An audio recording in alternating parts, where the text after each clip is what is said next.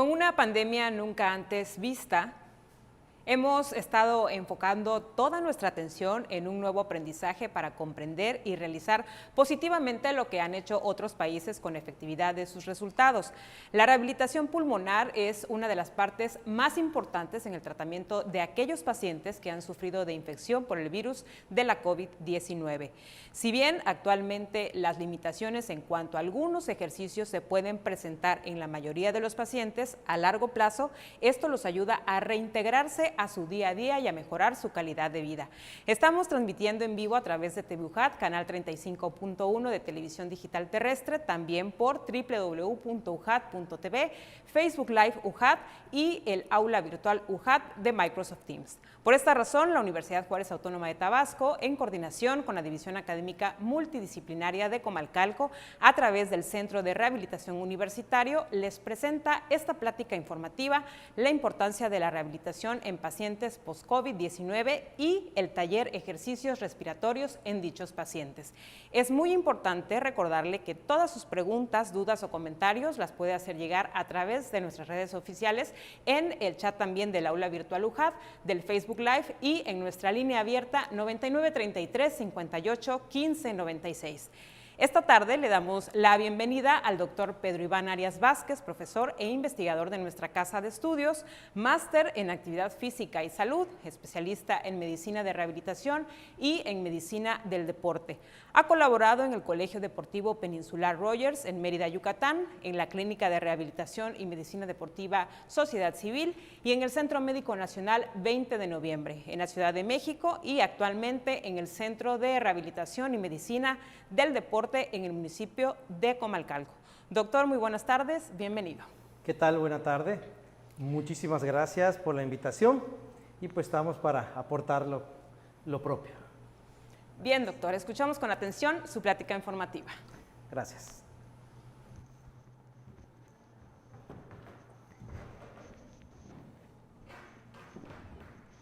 Muy bien. Buenas tardes. Muchas gracias por la invitación. Es necesario remarcar y enfatizar la iniciativa que se tiene para esta plática informativa, producto del compromiso social que tiene la universidad, ¿sí? Y que como tal lleva a cabo. Agradecer al rector, al señor rector, por la oportunidad, y agradecer también a la dirección de la División Multidisciplinaria de Comalcalco la oportunidad de estar aquí en la plática. Pues vamos a iniciar. El objetivo de la plática es dar un panorama general de lo que es la rehabilitación en el paciente que sufre secuelas post-COVID. Realmente esta es una enfermedad nueva en donde todos estamos aprendiendo sobre la marcha, tanto la parte científica como la parte propia de los pacientes, ¿no? Y bueno, vamos a abordar la plática a manera de dudas, de preguntas que generalmente pues van a tratar de cubrir esas dudas que el paciente y el familiar del paciente desarrolla conforme la enfermedad va avanzando o posterior a la enfermedad. Bien, la primera pregunta que nos hacemos es: ¿todos los pacientes infectados por el virus del SARS-CoV-2 presentan un cuadro clínico grave? En este tenor podemos decir que no es así. Podríamos dividir a los pacientes en 4 categorías: pacientes asintomáticos, pacientes que presentan una sintomatología de leve a moderada y que pueden ser manejados en casa con aislamiento, pacientes con sintomatología de moderada a severa que requieren hospitalización, pero que la administración de oxígeno puede realizarse a través de puntas nasales o mascarilla, ¿sí? Y los pacientes con sintomatología muy grave que requieren asistencia en unidades de cuidado intensivo y que llegan a requerir incluso la intubación endotraqueal dada la insuficiencia respiratoria severa que llegan a generar, ¿sí? Iremos viendo pues cada uno de ellos. Primero, pacientes asintomáticos. Este grupo de pacientes no presenta síntomas, o si los presenta son muy leves, incluso pueden pasar desapercibidos, pueden ser confundidos con un simple malestar, con un simple cuadro gripal, muy sencillo. Sin embargo, sí pueden transmitir la enfermedad, lo cual lo pueden hacer desde el 5.º día de la infección hasta el día 14, más o menos algunos días, ¿sí? Después del contagio.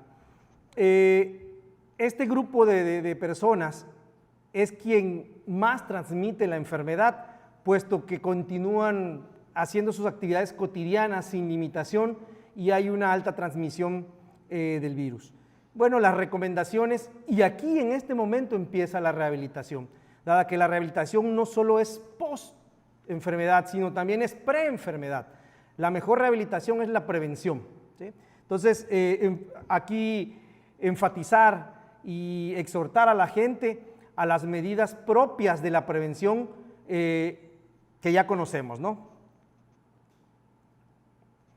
El segundo grupo de pacientes, aquellos pacientes que tienen una sintomatología de leve a moderada, inician los síntomas entre 5 a 14 días posterior a la exposición con la persona que los contagió. Esto es importante, ¿sí? Entender que la enfermedad no va a empezar de forma inmediata al contagio, sino que van a haber algunos días que se llama periodo de incubación, a través en los cuales va a haber una transmisión del virus, ¿sí? Y si no se tienen las medidas pertinentes, pues habrá más contagios. Los síntomas más comunes que presentan estas personas pueden ser tos, fiebre, cefalea, secreciones, mialgias, que significa dolores musculares, diarreas, náuseas, vómitos, alteraciones del olfato, del gusto y en algunos casos incluso la sensación de falta de aire, la disnea. Sin embargo, esta no llega a ser severa. Estos pacientes igual pueden transmitir el virus, como ya decíamos, desde el 5.º al 14.º día más o menos promedio. La primera categoría y esta categoría, es decir, los pacientes asintomáticos y los pacientes con sintomatología leve, afortunadamente representan del 70 al 80% de los casos que sufren de los pacientes que presentan la infección. Es decir, la gran mayoría son asintomáticos o presentan síntomas leves. De un 10 a un 35% de casos, ¿sí?, presentan sintomatología moderada. Estos pacientes presentan disnea con hipoxemia, falta de oxígeno, neumonía, hacen algo de enfermedad sistémica, pero no es tan grave y son manejados en hospital, ¿sí?, con administración de oxígeno, pero por puntas nasales o mascarilla, como se ve en la imagen, ¿verdad? Al parecer estos pacientes, transmiten un poco más de días el virus, puede llegar incluso hasta 17 a 20 días, al igual que los pacientes que hacen una sintomatología severa, ¿sí? Entonces, los peores pacientes, los pacientes que le va más mal son aquellos que hacen enfermedad sistémica. ¿A qué nos referimos con esto? Bueno, estos pacientes, además de hacer una neumonía severa, hacen algo que se llama tormenta de citocinas. Hay una inflamación sistémica, hay una inflamación en todos los órganos corporales, en todas las células del cuerpo, y desarrollan una disnea, sensación de falta de aire, con hipoxemia severa e incluso falla respiratoria. Por lo cual estos pacientes generalmente deben ser manejados en unidades de cuidados intensivos y con intubación endotraqueal. La enfermedad sistémica se puede caracterizar o se puede complicar con shock, falla cardíaca, alteraciones de la coagulación y falla orgánica múltiple. Afortunadamente, estos pacientes representan la menor proporción, del 3 al 10% de casos. En algunas bibliografías dicen que un poco más, pero la mortalidad es alta. Prácticamente la mitad de estos pacientes que se complican van a presentar o van a llegar a la muerte. ¿Qué pasa con el virus? La mayoría de la gente piensa que el COVID es una enfermedad pulmonar. La realidad es que es una enfermedad que entra por los pulmones, pero es una enfermedad sistémica, ¿sí? El virus llega, efectivamente entra vía respiratoria a los pulmones, produce una infección primaria en los pulmones que puede llegar a ser una neumonía, ¿sí?, pero despierta la reacción del sistema inmunológico. las células inmunes llegan al pulmón y empiezan a liberar una serie de citocinas proinflamatorias. Estas son sustancias que van a generar una inflamación ahí local en el pulmón, pero también generan una inflamación en todo el cuerpo, ¿sí? A esto es a lo que se denomina tormenta de citocinas.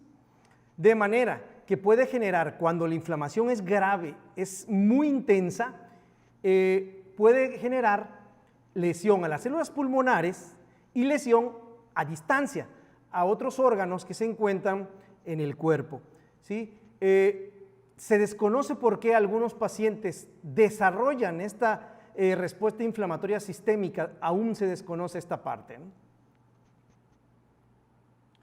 Entonces, como vemos en la imagen, podemos ver que la tormenta de citocinas genera una inflamación sistémica y la enfermedad deja de ser únicamente pulmonar para ser una enfermedad extrapulmonar que nos puede dar síntomas y complicaciones a nivel del sistema nervioso, a nivel del corazón, a nivel de riñón, a nivel de hígado, a nivel del sistema gastrointestinal, a nivel del sistema músculoesquelético, dermatológico y obviamente a nivel de algunos otros factores como los procesos de coagulación, ¿sí? Y el control endocrinológico del paciente, que se refiere a la parte de la función hormonal.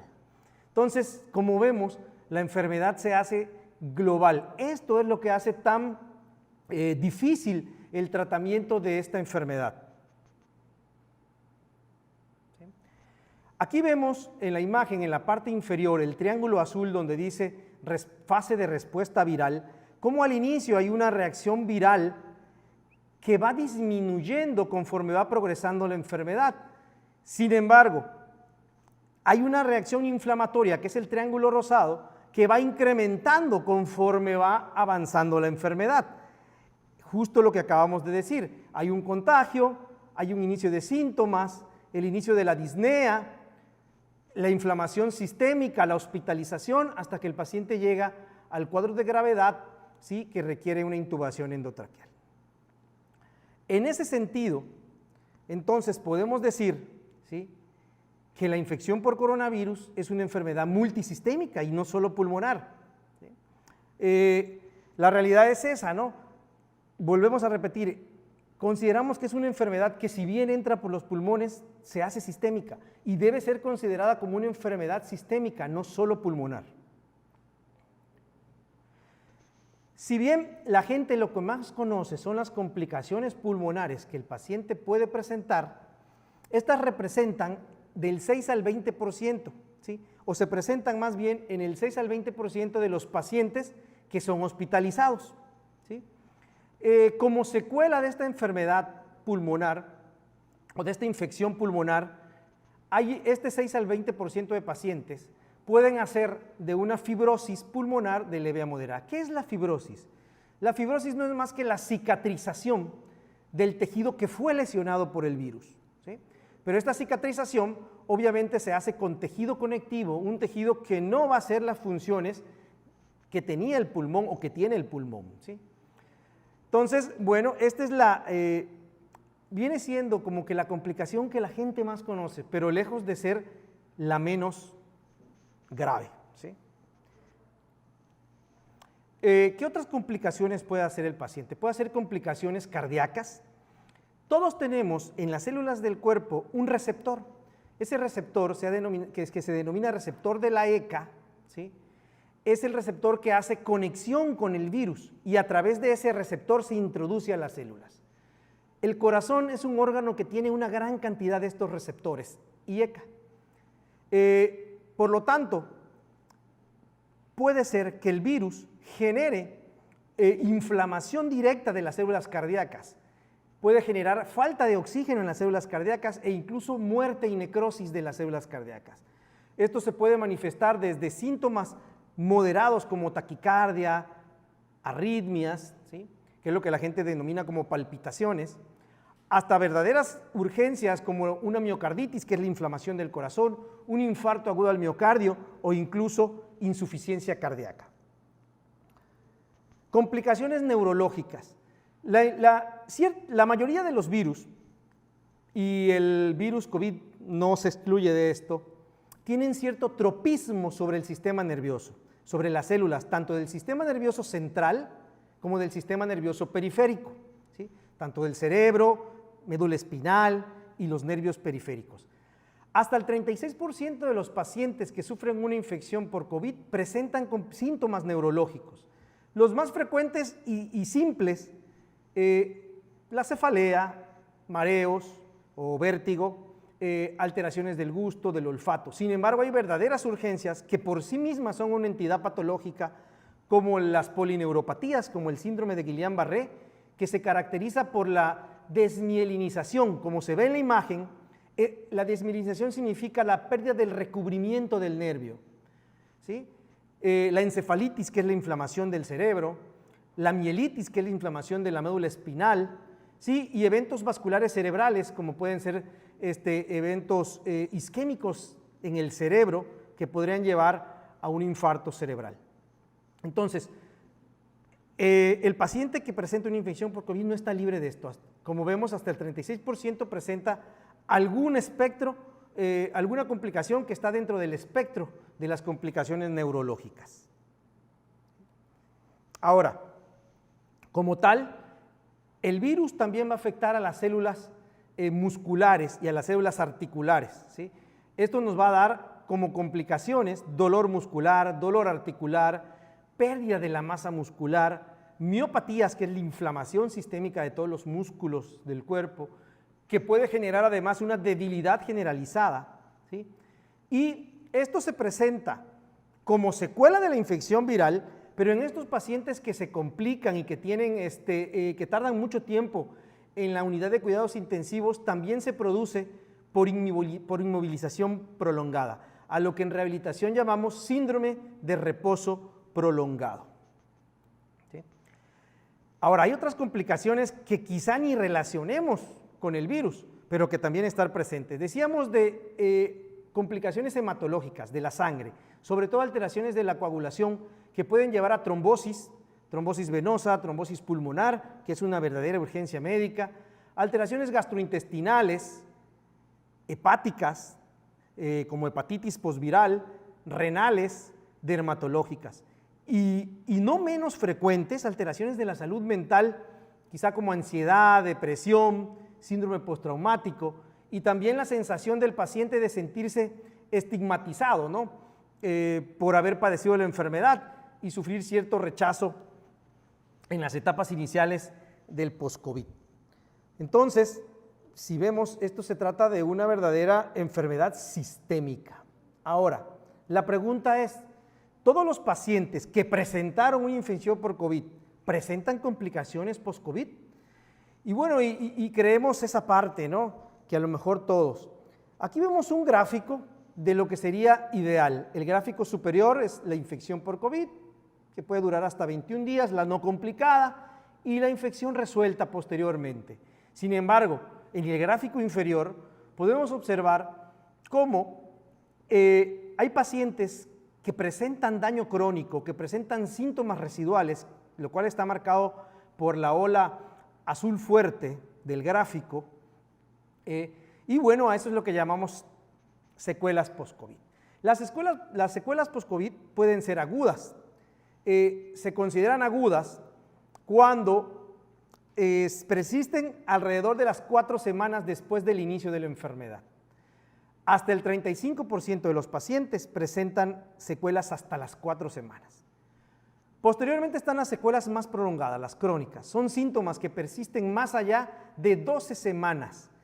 Afortunadamente, solo el 10% de pacientes van a presentar secuelas más allá de ese tiempo, ¿sí? Aproximadamente el 65% de los pacientes que cursaron una infección por COVID pueden recuperar su estado de salud previo a la infección antes del mes, ¿sí? Entonces, esto es importante. La respuesta es no, no todos hacen complicaciones, ¿sí? Pero sí, del 50% de los pacientes que requirieron una hospitalización, que requirieron oxigenoterapia, van a presentar síntomas crónicos.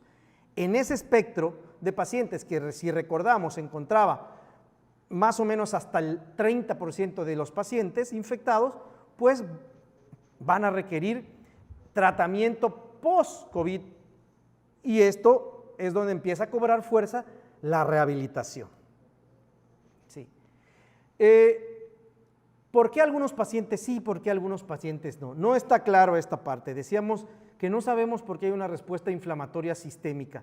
Sin embargo, las complicaciones podrían estar relacionadas con la gravedad de la infección, es decir, entre más complicaciones tenga el paciente durante la infección aguda, probablemente más complicaciones tenga en el post-COVID. Y esto también relacionado con lo que ya decíamos, con el síndrome de reposo prolongado. Ahora, también hay factores de riesgo que podrían favorecer la aparición de complicaciones.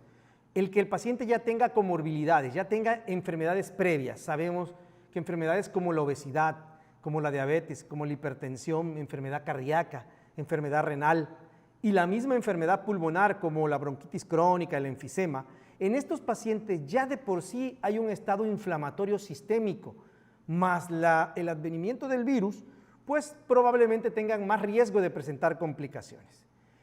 Sin embargo, hay casos de pacientes que tuvieron una infección leve a moderada que también presentan complicaciones tardías o síntomas post-COVID. Bien, ¿cuáles son estos síntomas post-COVID más frecuentes? Los más frecuentes desde el punto de vista cardiorrespiratorio va a ser la disnea, la falta de aire, el dolor torácico, la tos, la expectoración que no es tan frecuente y la taquicardia, ¿verdad?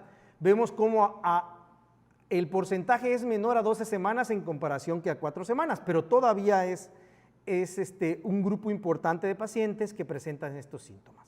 En los pacientes post-COVID que hemos visto, mucho dolor torácico, pacientes con tos y taquicardia, la mayoría tiene taquicardia, las palpitaciones, es decir, un esfuerzo o una actividad cardíaca demasiado elevada en relación al estado de reposo en el que se encuentra el paciente. Ahora, ¿qué otros síntomas presenta el paciente post-COVID que generalmente el paciente no los relaciona al COVID porque no son del corte cardiorrespiratorio? Artralgias, decíamos, dolor articular, mialgias, fatiga, la sensación de fatiga, la cefalea, la pérdida de peso, que generalmente es a expensas de masa muscular, alteraciones de la memoria, alteraciones de la conducta, confusión, el mareo o vértigo, la anosmia, disgeusia, que son las alteraciones del olfato y del gusto. Y bueno, todo esto contribuye a que haya una verdadera limitación en la capacidad física del paciente, ¿verdad? El paciente no puede retomar sus actividades cotidianas de la vida diaria que hacía antes, incluyendo actividades laborales, actividades recreativas, que son las que se ven quizá más afectadas. ¿Qué otros síntomas? Ya decíamos, gastrointestinales, dolor abdominal, náusea, anorexias, falta de apetito, que es la anorexia, diarrea, y secuelas muy graves que en sí van a representar una entidad propia que va a someterse a un programa de rehabilitación por largos periodos, como pueden ser, que ya mencionamos, las polineuropatías, encefalitis, mielitis, miocarditis, infartos. Todo esto por sí solo rebasan con mucho la enfermedad, las otras secuelas que el paciente podría presentar. Ahora, entrando más en materia en relación a la rehabilitación, era necesario establecer un panorama global para poder pues ver cuál es el tipo de rehabilitación que requiere estos pacientes que presentaron una infección por el virus del COVID. Bien, los programas de rehabilitación tienen varias características, cualquiera, y los pacientes que sufren post-COVID deben de someterse a estos programas todavía con más énfasis en estos puntos. Deben ser programas multidisciplinarios, es decir, intervienen múltiples profesionales de la salud. Ningún profesional de la salud puede hacer un programa de rehabilitación por sí solo. Programas integrales que deben de ver todas las deficiencias y las limitaciones que el paciente está presentando y no ver al paciente como un paciente enfermo del pulmón. Y programas individualizados, acorde a cuál de las complicaciones presentó el paciente. Veamos primero algo de equipo multidisciplinario. Y vamos a ir mencionando, empezamos por el gráfico, en el gráfico, por el alta del hospital, el alta de la burbuja, el alta del médico en sí. El paciente que va a rehabilitación debería ser evaluado por el médico especialista en medicina de rehabilitación. Él va a ser encargado de hacer toda la evaluación del paciente y decidir si ese paciente sí es candidato a ingresar a un programa de rehabilitación o si por alguna complicación grave el paciente debería ir a tratamiento con otra especialidad médica. Cardiología, neumología, neurología. ¿Sí? Si el paciente es candidato a rehabilitación, va a ser canalizado con las indicaciones de tratamiento a los licenciados en terapia física y rehabilitación o fisioterapia, a los licenciados en terapia ocupacional, a los licenciados en terapia del lenguaje, si es necesario al ortesista-protesista para la realización de algún dispositivo ortésico y tal. Pero también debe ser canalizado a otra parte del tratamiento paramédico, la parte de nutrición. Decíamos que estos pacientes pierden mucha masa muscular y es necesario orientarlos en esta parte nutricional. Y al tratamiento psicológico que debe llevar el paciente por las altas tasas de depresión y ansiedad que están presentando. El miedo, ¿sí? El miedo es excesivo, genera ansiedad, ¿no? Y el paciente, si algo tiene, es miedo. Cuando se cumple el número necesario de terapias acorde a lo que el paciente tiene, pues el paciente es nuevamente enviado a la evaluación por el médico especialista en medicina de rehabilitación, quien decidirá si el paciente ya recuperó la máxima, desde el punto máximo su función y es dado de alta, o si aún quedan secuelas o deficiencias, será nuevamente enviado con el equipo multidisciplinario que acabamos de mencionar. Este esquema debería seguirse en cualquier institución de salud y en cualquier atención privada. Ahora, es importante la evaluación que se hace después de darse de alta del hospital, por supuesto que es importante. La evaluación busca medir cuáles son las secuelas del paciente. No podemos dar un tratamiento de rehabilitación si no se ha valorado primero al paciente. Eso sería como dar un medicamento sin saber qué tiene el paciente, ¿sí? Entonces, la evaluación busca la evaluación de la movilidad, como vemos en la imagen, la evaluación de la fuerza muscular, que puede ser manual o con dispositivos dinamométricos, la evaluación de toda la exploración neurológica, la evaluación del balance y del equilibrio que puede estar alterada, y la evaluación de algunos test sanguíneos para ver si el paciente es candidato o no, o si presenta alguna alteración hematológica o bioquímica que pueda contraindicar o que pueda modificar las indicaciones de rehabilitación. No solo la rehabilitación hace la evaluación neuromusculoesquelética, sino que también va a hacer la evaluación de las secuelas cardiorrespiratorias. Decíamos que por lo menos en la consulta privada hemos visto que la mayoría de los pacientes post-COVID nos llegan con taquicardia, ¿sí? Y sin tratamiento cardiológico, por supuesto. Por lo menos la evaluación de un electrocardiograma de reposo es necesario. Obviamente la valoración de la saturación de oxígeno, que no solo la haremos nosotros, sino que el paciente la hará quizá del diario en casa. Si es necesario considerar tomar o indicar una gasometría arterial, también es necesario para ver si hay secuelas en la oxigenación de la sangre, ¿no? Radiografías de tórax cuando el paciente presentó secuelas respiratorias importantes, pruebas de función pulmonar como la espirometría, ¿sí? Y otras pruebas no tan conocidas como la espirometría, pero que en rehabilitación cobran una fuerza importante, como es la medición de las presiones ventilatorias, la presión inspiratoria máxima y presión expiratoria máxima, que nos indican cuál es el nivel de fuerza residual de los músculos respiratorios, y que esa información no nos la aporta la espirometría. Y quizá el punto más importante de la evaluación cardiorrespiratoria sea la evaluación de la capacidad física, que se hace incluso con una prueba muy sencilla, que es la prueba de caminata de 6 minutos, que deberá realizarse bajo monitorización de saturación de oxígeno y si fuera necesario por antecedente de complicaciones cardíacas, bajo monitorización electrocardiográfica. Entonces, una vez que se evaluó, la evaluación es fundamental para poder establecer un programa de rehabilitación integral.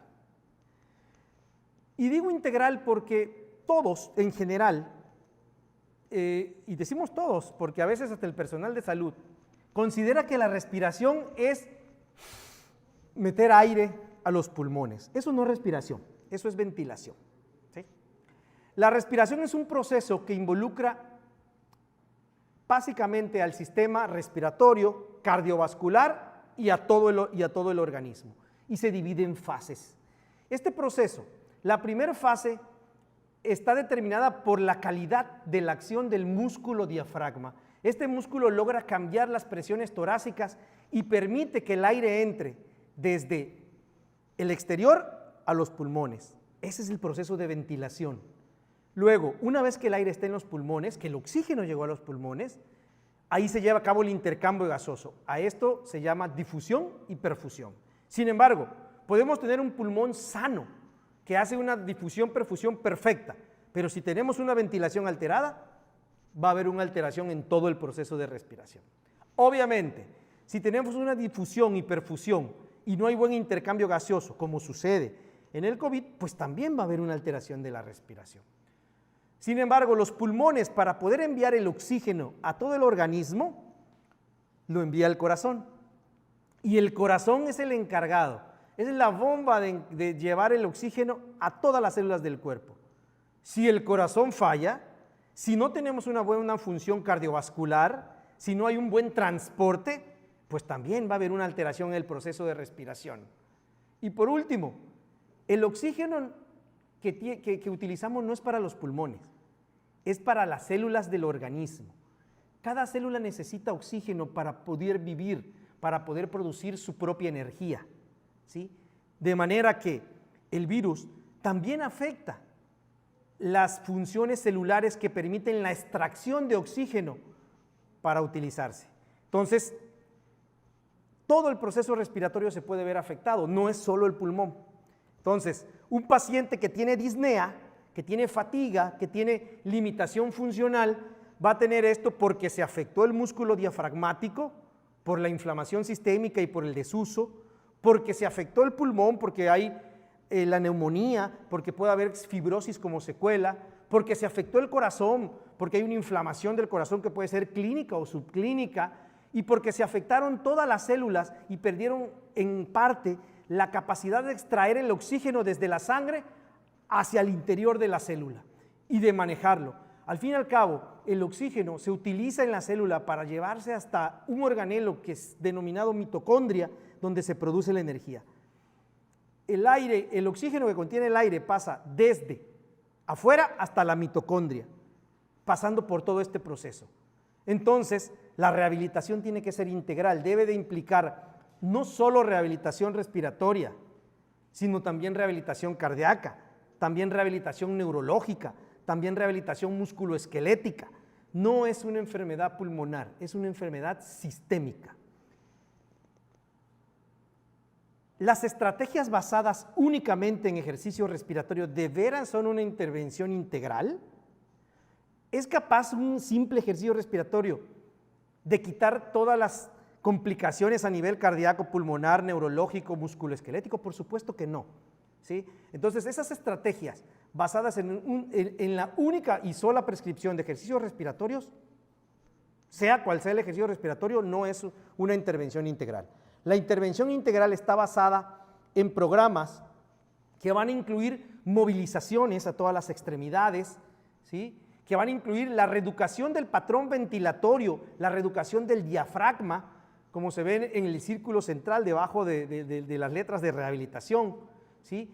La realización de ejercicios activos que van a recuperar la función del paciente, la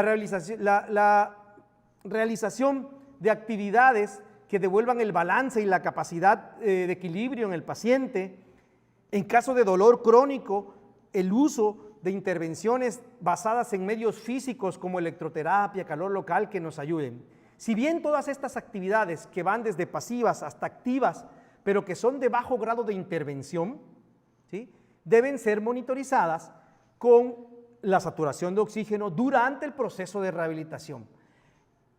Si bien entiendo, el taller que se va a realizar el día de hoy está basado en algunos ejercicios básicos como estos, que quizá el paciente pueda realizar desde el día 1 post en lo que acude a una consulta de rehabilitación. Ahora, el verdadero cambio en la funcionalidad del paciente, el verdadero cambio en la capacidad física que tiene el paciente, está basado en intervenciones un poco más mayores quizá.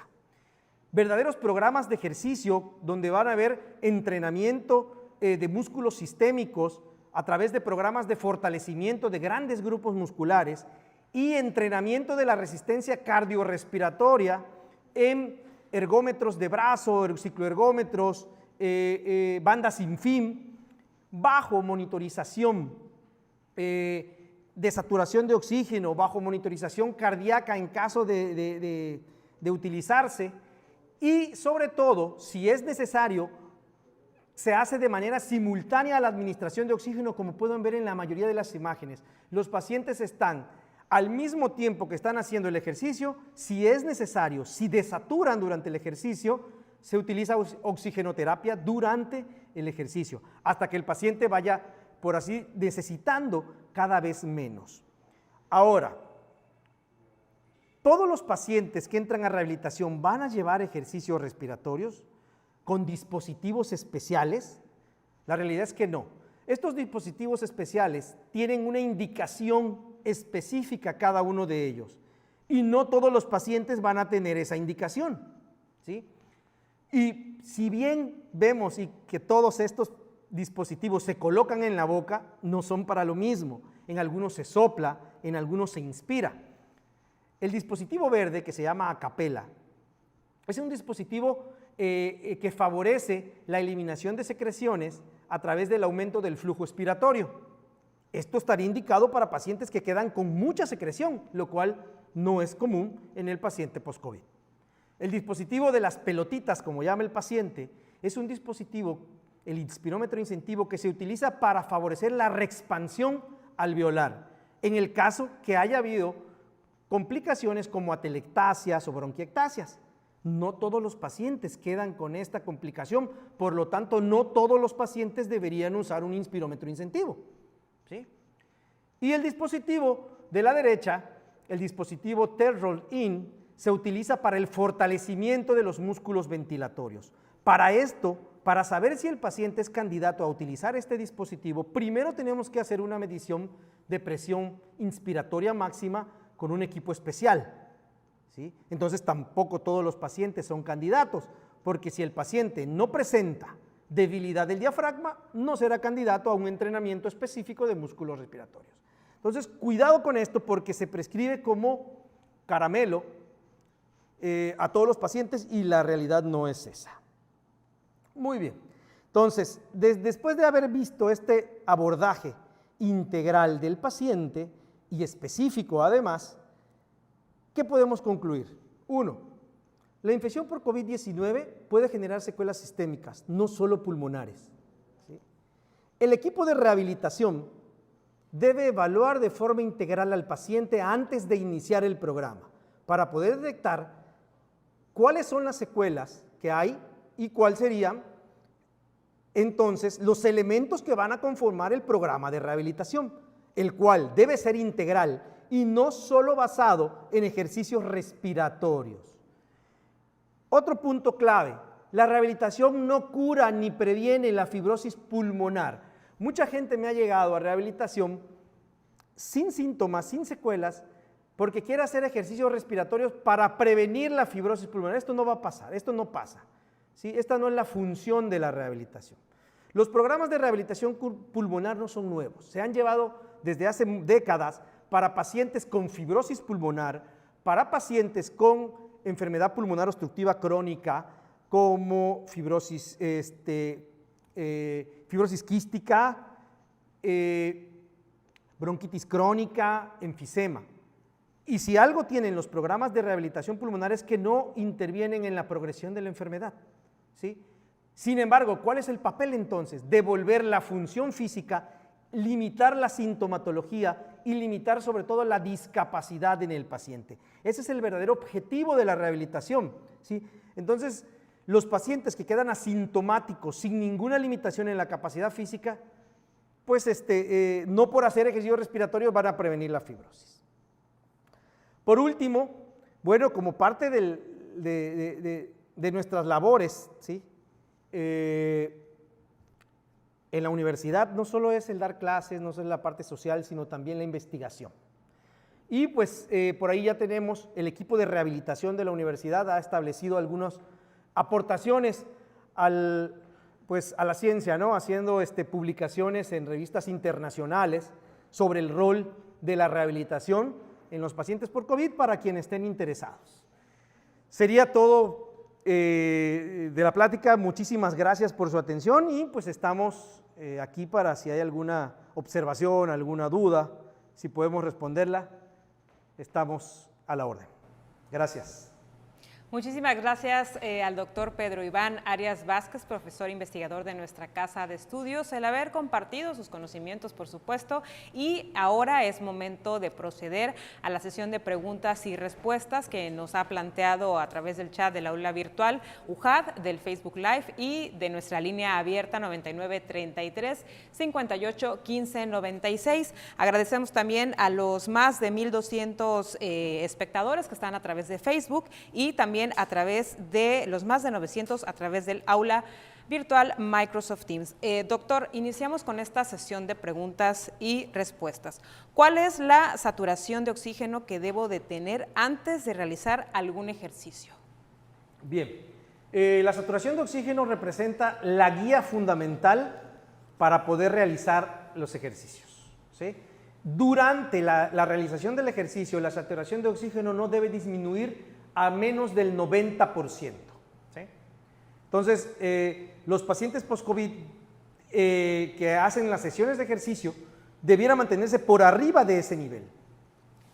Los pacientes que durante el ejercicio presentan desaturación necesitan obligatoriamente rehabilitación pulmonar supervisada y probablemente necesiten la administración de oxigenoterapia durante la realización de los ejercicios. Bien, ¿con quién puedo acudir para realizar una prueba de caminata de 6 minutos? Habitualmente la prueba de caminata de 6 minutos la va a realizar, hay varios profesionales que la estén realizando. El médico especialista en medicina de rehabilitación, algunos neumólogos la están haciendo, los fisioterapeutas la están realizando igual. Entonces, siempre y cuando sea un profesional y tenga todos los instrumentos y tenga la experiencia realizando la prueba de caminata de 6 minutos, quizá estos profesionales puedan realizarlo. Como parte muy puntual,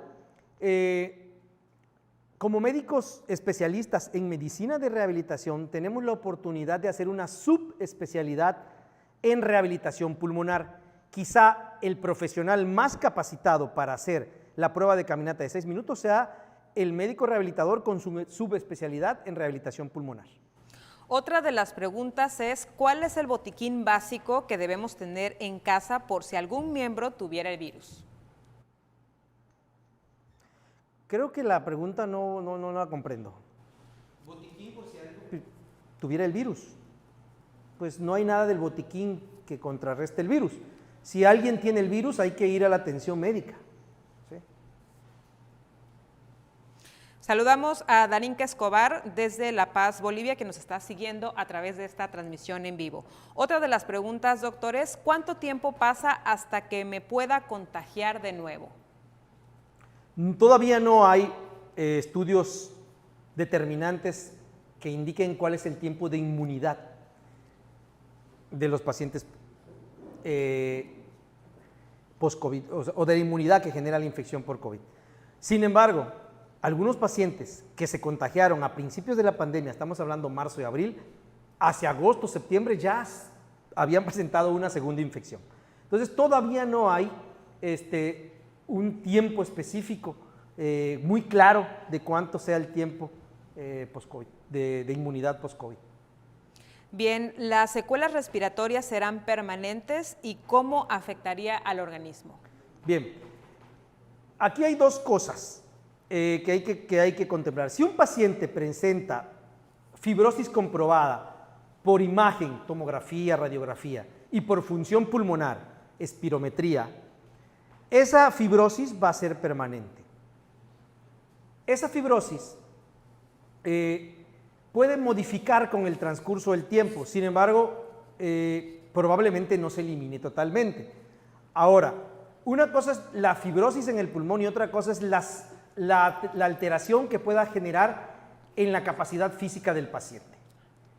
Si la fibrosis no es demasiada a nivel pulmonar y el paciente se somete a un buen programa de rehabilitación, esta fibrosis no debe limitar la capacidad física y funcional del paciente y puede llegar a ser su vida normal. Bien, doctor. Pues quédate con nosotros porque después de la pausa promocional iniciaremos con el taller Ejercicios Respiratorios en Pacientes Post-COVID-19, así que continuamos.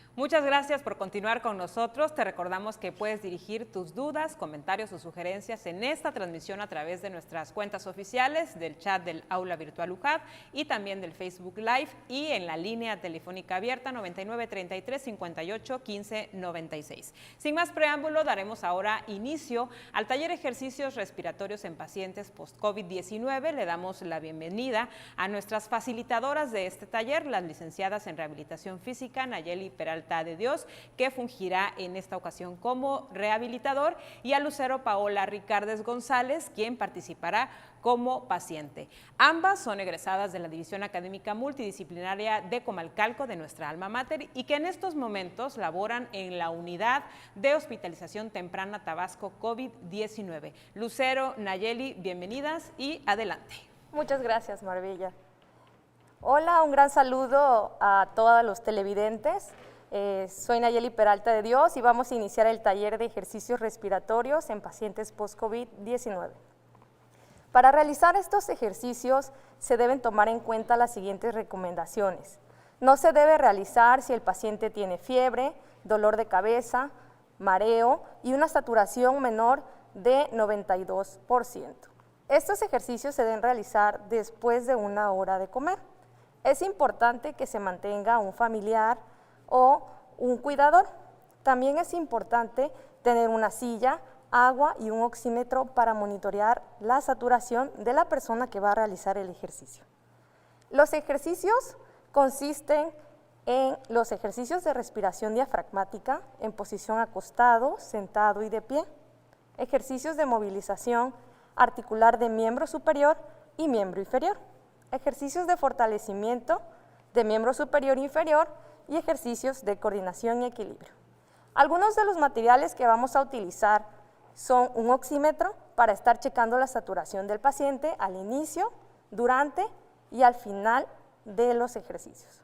También es importante tener pesas, mancuernas o en caso de no tener, una botella llena de agua o arena, ligas de resistencia y un bastón. Bueno, vamos a iniciar con este taller, con la respiración diafragmática. Vamos a pedirle a nuestra compañera Lucero que se acueste en la camilla. Vamos a pedir que doble sus piernas, reposando sus talones sobre la cama. En esta respiración diafragmática le vamos a pedir a nuestro paciente que ponga sus manitos de esta forma en su abdomen. Va a meter aire por su nariz hacia su pancita o abdomen y lo va a mantener ahí de 3 a 5 segunditos. Vamos a sacar el aire, muy bien, sacándolo con los labios fruncidos, como si apagara una vela. ¿Ok? Vamos a repetir de nuevo la técnica. metemos aire por la nariz, llevándolo al abdomen. Muy bien, mantenemos ahí 1, 2, 3 y sacamos el aire empujando un poquito al abdomen. Eso, muy bien. Eso, 2, 1, 2, 3, sacamos el aire con labios fruncidos. Muy bien. 3, eso, 1, 2, 3 y sacamos. Excelente. Número 4, excelente. Observen bien cómo se eleva su abdomen. Vamos a sacar el aire. Es importante que se fijen en la elevación del abdomen, ya que algunos pacientes este ejercicio, en vez de elevar su abdomen, meten el abdomen al momento de respirar. Muy bien, último, metemos aire. 1, 2, 3, sacamos empujando. Eso. No olviden los labios fruncidos o como si fuesen a apagar una vela. Excelente. Estos ejercicios se deben realizar 2 veces de una repetición de 10 a 15 repeticiones durante en el día 1 o 2 veces. Vamos a pedirle a nuestra pacientita que se vaya acomodando sentada. El siguiente ejercicio que vamos a realizar es la respiración diafragmática sentada. Vamos a pedirle a nuestra compañera Lucero que se ponga recta. Eso, muy bien.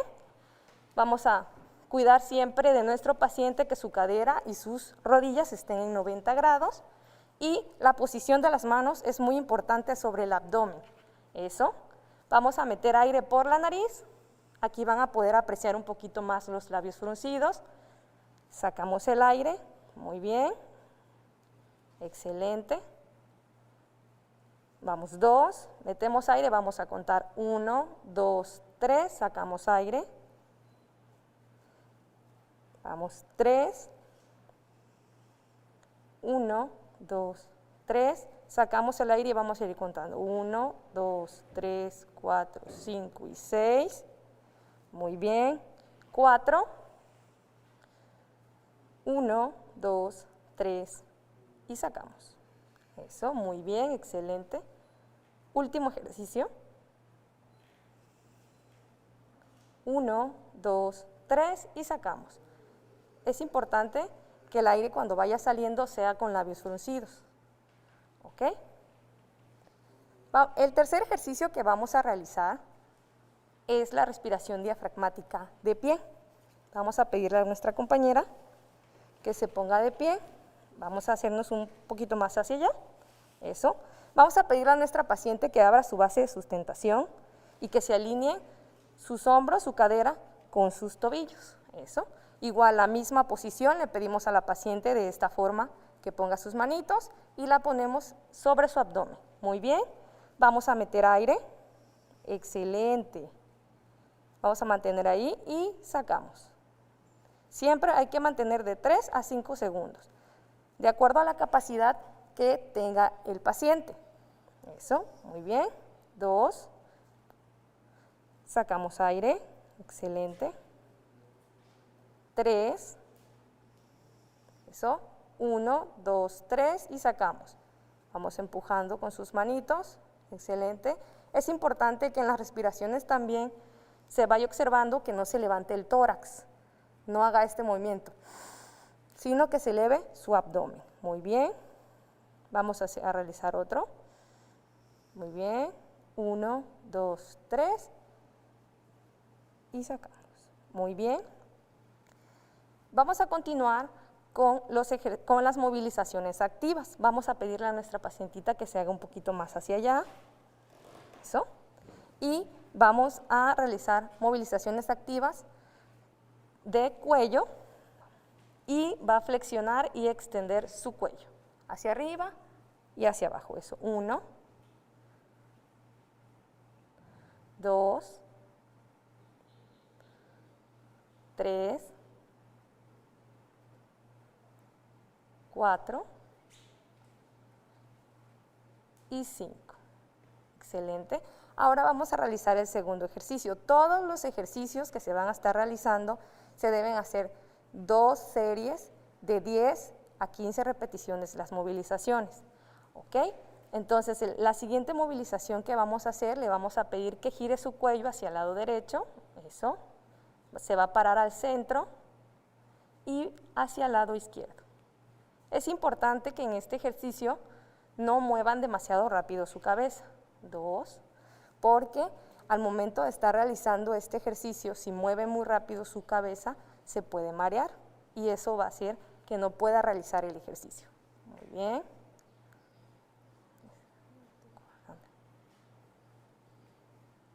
Y 5. Muy bien. El tercer ejercicio va a ser una movilización de cuello, que va a ser la inclinación hacia su lado derecho, igual se va a parar en el centro, eso. En esta vamos a pedirle a la paciente, le vamos a bloquear sus hombros para que no eleve su hombro, eso. Muy bien. Vamos a hacerlo.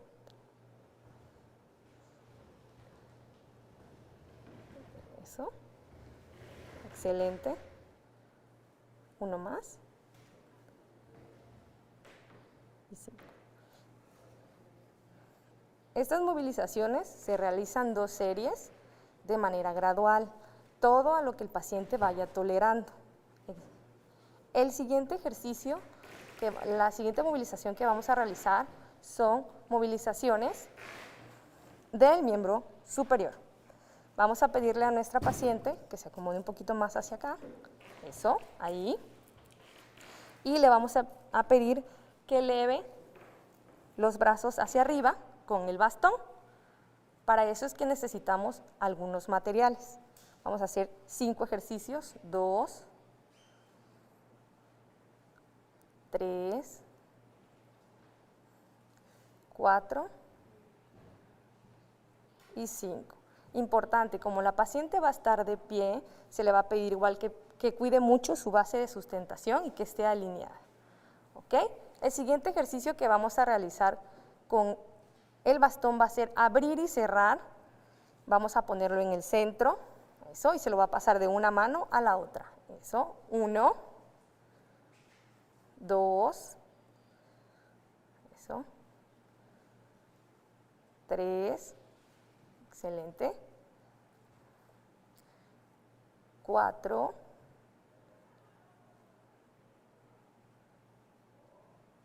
y 5. Es importante que durante los ejercicios al paciente se le esté monitorizando con su saturación de oxígeno. Si el paciente llegara a desaturar un poco, hay que esperar un tiempo de recuperación y continuar con los ejercicios. El siguiente movilización que vamos a hacer va a ser la flexión de codo con bastón. Vamos a flexionar 5 veces, 1, 2, muy bien, 3, 4 y 5. Excelente. Vamos a extender los hombros con el bastón. Vamos a acomodarnos para que vean muy bien el ejercicio. Vamos a extenderlo hacia atrás. 1, 2, 3, 4 y 5. Excelente. Ahora vamos a ponernos de frente. Y el siguiente ejercicio que vamos a utilizar se llama jalón al pecho invertido. Vamos a flexionar un poquito nuestros codos y vamos a llevar el bastón hacia arriba. Eso, 1. Es importante que cuidemos en estas movilizaciones nuestra muñeca. A veces utilizamos y se doblan nuestras muñecas y deben de estar alineadas. No de esta forma, sino alineadas. Excelente. Muy bien.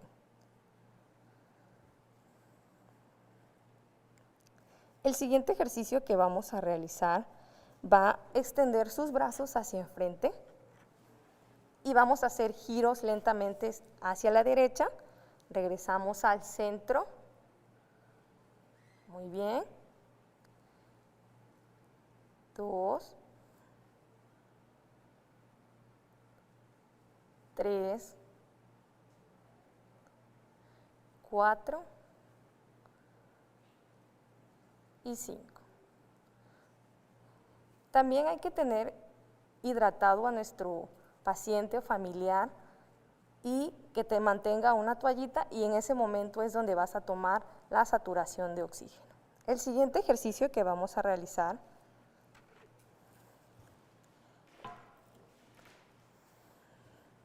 vamos a jalarnos un poquito más para acá, es la flexión de cadera, y en esta movilización vamos a pedirle a la pacientita que se ponga de lado, va a hacer su pierna extendida hacia adelante 5 veces, primero la derecha y luego la izquierda, eso, 1, 2, 3, 4 y 5. Vamos a realizar la de lado izquierdo, 1, 2, 3, 4 y 5. Vamos a realizar la extensión de cadera hacia atrás, 1, 2, 3, 4 y 5. Muy bien, vamos con la pierna contraria, 1, 2, 3, 4 y 5. ¿Ok? Vamos a ponernos de este ladito, vamos a abrir pierna, enfrente. Eso. Vamos a abrir pierna hacia el lado derecho, 1, 2, 3, 4 y 5. Vamos a abrir la otra pierna, 1, 2, 3, 4 y 5. Hay que cuidar mucho la posición de la espalda recta y su cabeza. Muy bien. El siguiente ejercicio que vamos a realizar va a ser flexión de pie. Vamos a flexionar su pie hacia arriba y hacia abajo. 1, 2, 3, 4 y 5. Eso, muy bien. Ahora vamos a realizar unos ejercicios con la silla. Vamos a pedirle a nuestra paciente Paola que se siente. Muy bien. Y vamos a realizar flexión de cadera, elevando hacia arriba, primero en la pierna derecha, terminamos y cambiamos a la pierna izquierda. Vamos a flexionar cadera, muy bien, 1, 2, 3, 4 y 5. Cambiamos a la pierna izquierda, 1, 2, 3, 4 y 5. Excelente. El siguiente ejercicio va a ser la flexión de rodillas sentado hacia adelante. Vamos a elevar nuestra pierna, 1, 2, 3, 4, 5. Cambiamos de pierna. Igual en esta posición es importante que se mantenga derecho y que la silla esté de acuerdo. Si es una persona alta, no le vamos a poner una silla más pequeña, ya que su pierna va a quedar más hacia abajo o más hacia arriba. Excelente. El siguiente ejercicio que vamos a realizar es flexión y extensión de tobillos. Vamos a pedirle que eleve sus dos piernas y vamos a flexionar arriba y abajo. Eso, 1, 2, 3, 4, 5 y hasta ahí. Estas movilizaciones es importante y le voy a recalcar muchas veces que el paciente lo haga de forma gradual, ya que son actividades que van a hacerse de acuerdo a su capacidad física. No porque nosotros estamos diciendo que sean 2 series de 10 a 15 repeticiones, al principio se van a hacer las 2 series. Es todo de manera gradual, que el paciente pueda realizar la actividad. Si al principio empiezas con 5 repeticiones y luego aumentas a 8, así es de la forma en que tú lo puedes hacer. Ok. El siguiente ejercicio que vamos a realizar es un ejercicio de fortalecimiento. Le vamos a dar unas mancuernas o pesas a nuestra compañera Lucero.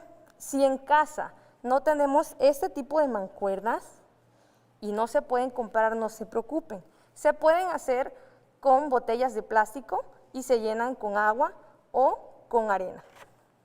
¿Ok? Vamos a hacer el press de hombro. Vamos a pedirle que eleve sus brazos hacia enfrente y flexione un poco. Este ejercicio lo vamos a estirar nuestros brazos hacia adelante. Muy bien. 2. Cuidando su espalda y que su cabeza no esté tan atrás ni tan adelante. Eso. Muy bien. Hasta ahí. Muy bien. El siguiente ejercicio que vamos a realizar, vamos a abrir brazos para trabajar un poco de hombro. Vamos a abrir y cerrar.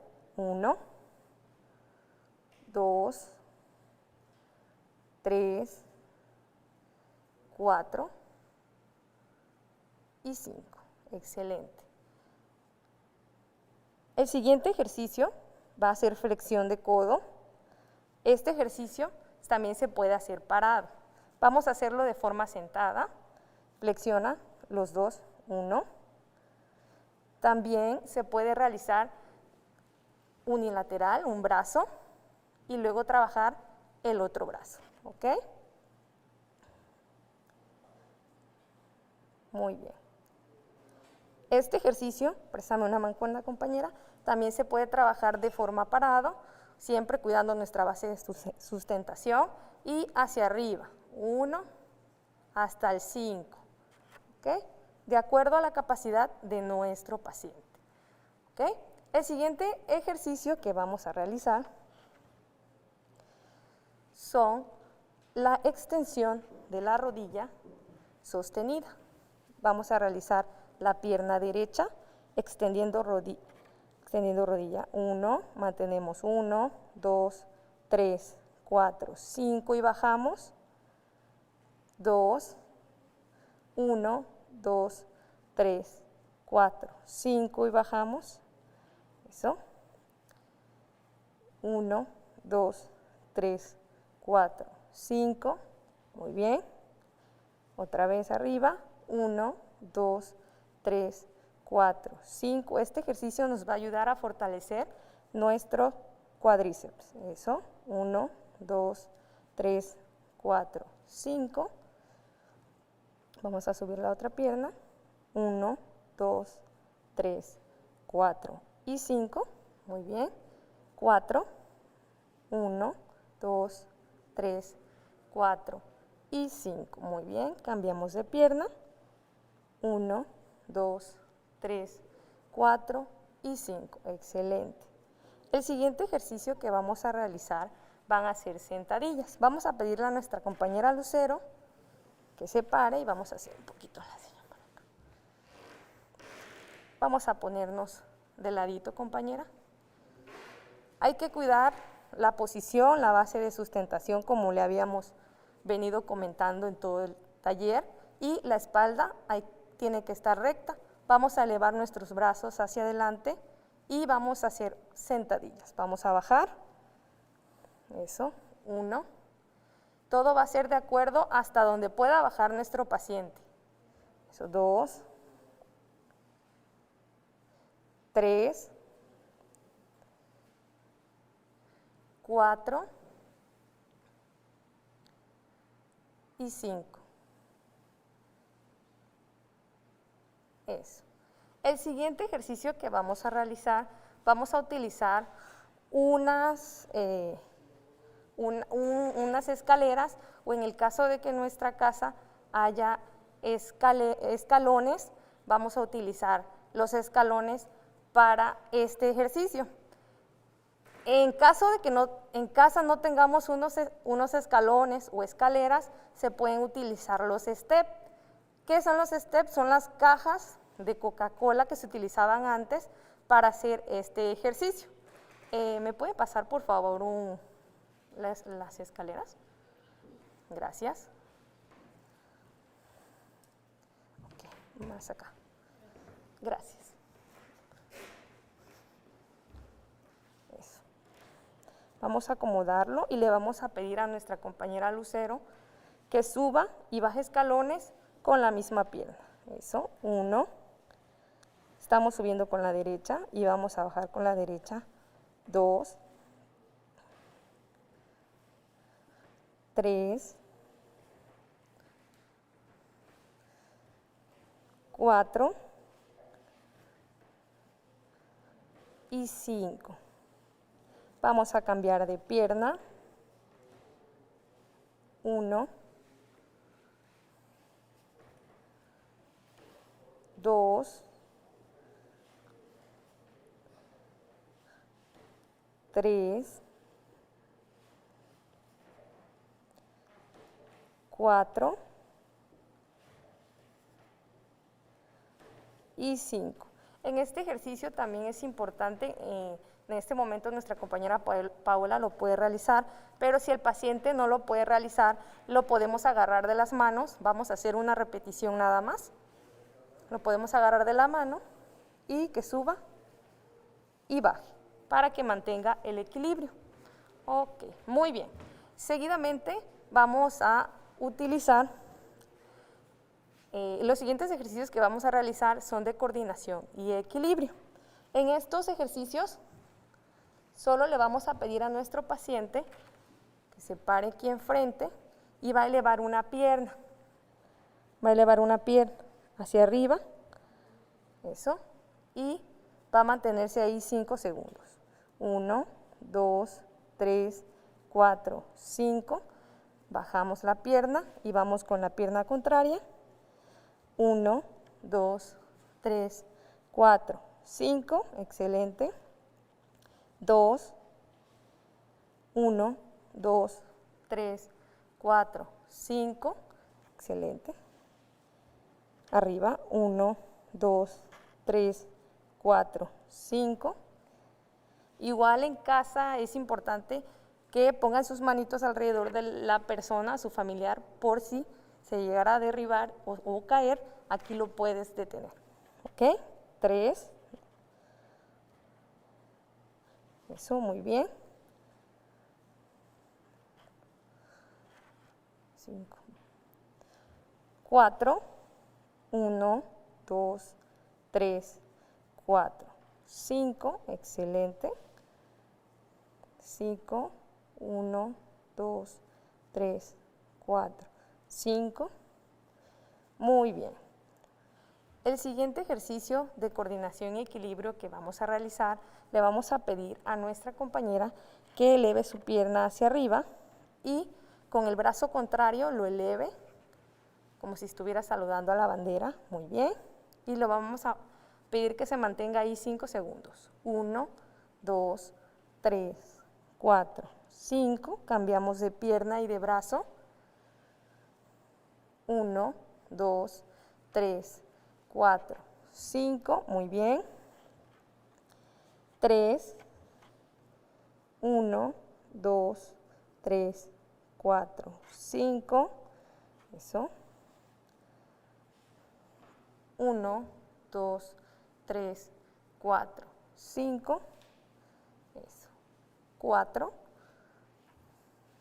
1, 2, 3, 4, 5. Bajamos. Eso. Vamos a elevar. 1, 2, 3, 4 y 5. Uno más. 1, 2, 3, 4 y 5. Cambiamos de brazo y de pierna, siempre cuidando nuestra espalda.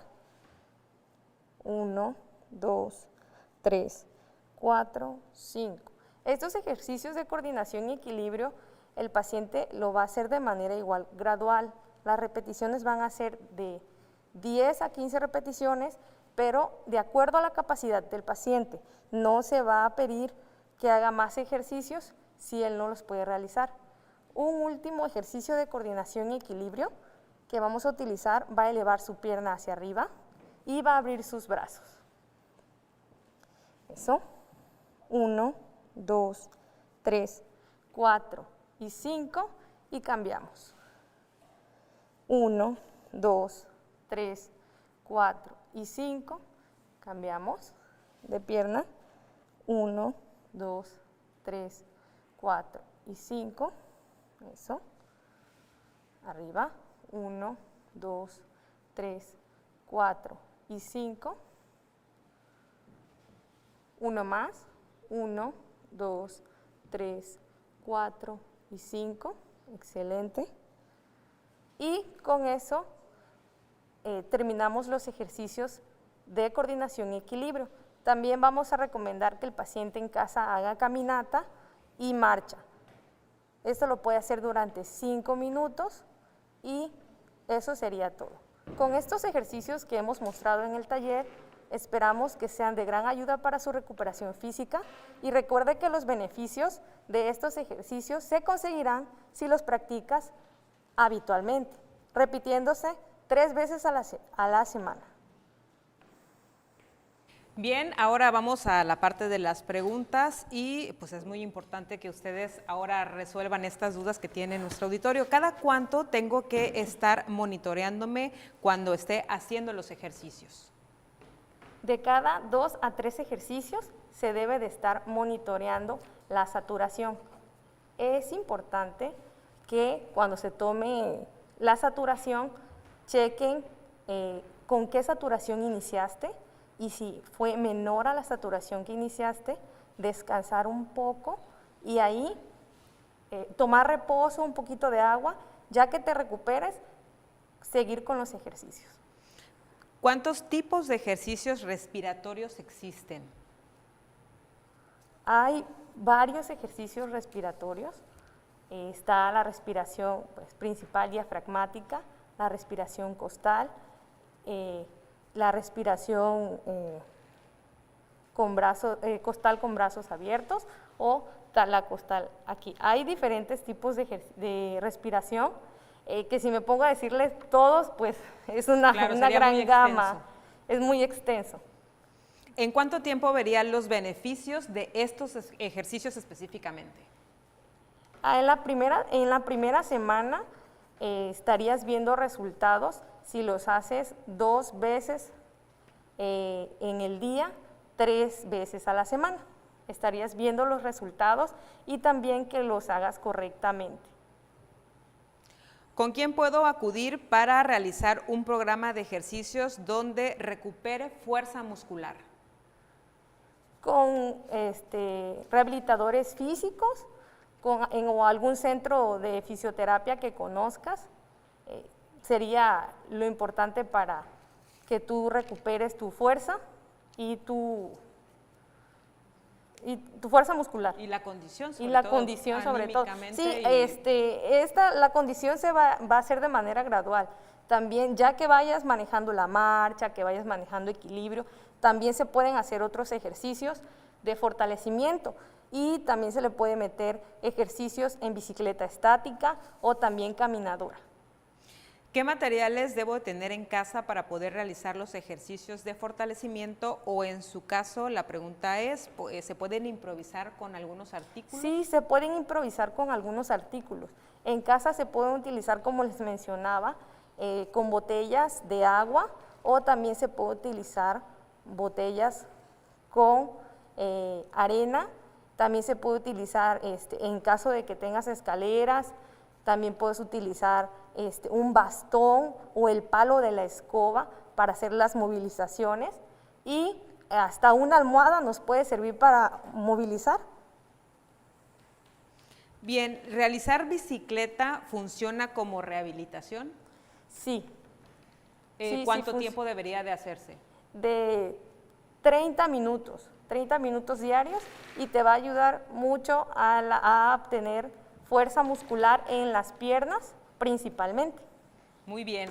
Muchísimas gracias. Pues después de la fase de estabilización y erradicación del virus, la restauración funcional debe ser uno de tus principales objetivos, ya que el riesgo de desarrollar alguna discapacidad puede ir en incremento. Lo esencial es la recuperación funcional de nuestros pacientes. Agradecemos a nuestras invitadas, las licenciadas en Rehabilitación Física, Nayeli Peralta de Dios, y a Lucero Paula Ricardes González, y también al doctor Pedro Iván Arias Vázquez, profesor e investigador del Centro de Rehabilitación Universitaria de la División Académica Multidisciplinaria de Comalcalco, también la Universidad Juárez Autónoma de Tabasco, y por supuesto a ti, que eres nuestra razón de ser. Hasta pronto.